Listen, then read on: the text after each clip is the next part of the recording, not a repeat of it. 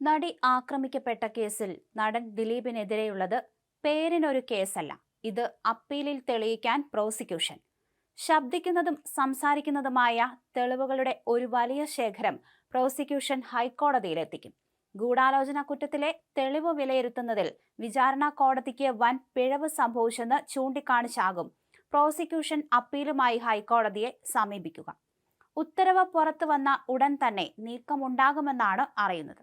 ഒന്നാം പ്രതിയായ പൾസർ സുനിയെ അറിയില്ല എന്ന് ദിലീപ് വാദിച്ച ആ നുണ ഒരു ഫോട്ടോ മാത്രം മതി പൊളിച്ചെടുക്കാൻ എന്നാണ് പ്രോസിക്യൂഷൻ പറയുന്നത്. ഈ നിർണായക ഫോട്ടോ അടക്കം 19ഓളം അതിശക്തമായ തെളിവുകളാണ് പ്രോസിക്യൂഷൻ വിചാരണ കോടതിയിൽ സമർപ്പിച്ചത്. നടിയെ ആക്രമിക്കുന്നതിന്റെ ദൃശ്യങ്ങൾ അടങ്ങിയ ആ രഹസ്യ മെമ്മറി കാർഡ് ദിലീപിന്റെ കൈവശം എത്തിയിട്ടുണ്ടെന്ന് തെളിയിക്കാൻ പ്രോസിക്യൂഷന്റെ കയ്യിലുള്ള തുറുപ്പുചീട്ടും നിർണായക തെളിവാണ്. ദിലീപിന്റെ സഹോദരന്റെ മൊബൈലിൽ നിന്ന് അന്വേഷണ സംഘത്തിന് ലഭിച്ച ആ 4 പേജ് നോട്ടിൽ മെമ്മറി കാർഡിലെ വിവരങ്ങൾ അക്കമിട്ട് നിരത്തിയിരിക്കുന്നു. ദൃശ്യങ്ങൾ നടൻ കണ്ടതിന് വ്യക്തമായ തെളിവാണ് ഈ നോട്ടെന്നും പ്രോസിക്യൂഷൻ ഉറപ്പിച്ചു പറയുന്നു. സാക്ഷികളെ സ്വാധീനിക്കാൻ ശ്രമം.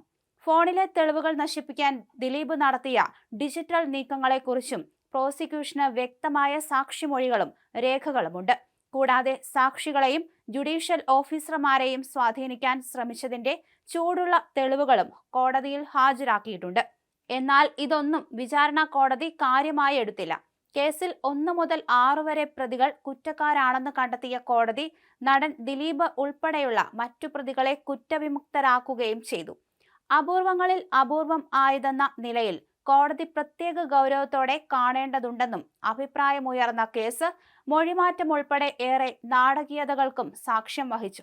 2017 ഫെബ്രുവരി 17-ന് കൊച്ചിക്ക് സമീപം പ്രമുഖ നടിയെ കാറിൽ തട്ടിക്കൊണ്ടുപോയി ക്രൂരമായ ലൈംഗിക അതിക്രമം നടത്തുകയും അത് വീഡിയോയിൽ പകർത്തുകയും ചെയ്തുവെന്നാണ് കേസ്.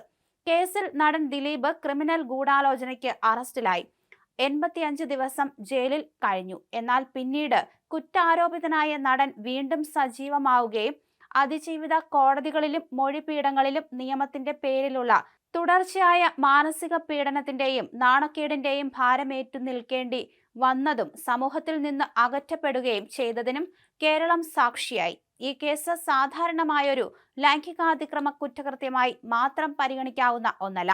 തനിക്ക് നടിയോടുള്ള വൈരാഗ്യം മൂലം അവരെ ശിക്ഷിക്കാനും അപമാനിക്കാനുമായി ഒന്നാം പ്രതി പൾസർ സുനിക്കും സംഘത്തിനും കുറ്റാരോപിതനായ നടൻ തന്റെ കൈകൊണ്ട് കൊട്ടേഷൻ നൽകി ആക്രമണം സംഘടിപ്പിച്ചുവെന്നായിരുന്നു പ്രോസിക്യൂഷൻ വാദം. ഇതിനായി ഏകദേശം 1.5 കോടി രൂപയുടെ കരാർ നൽകിയെന്നും 5 സ്ഥലങ്ങളിൽ വെച്ച് കുറ്റകൃത്യം നടപ്പിലാക്കാനായി ഗൂഢാലോചന നടത്തിയെന്നും പോലീസ് പറഞ്ഞിരുന്നു.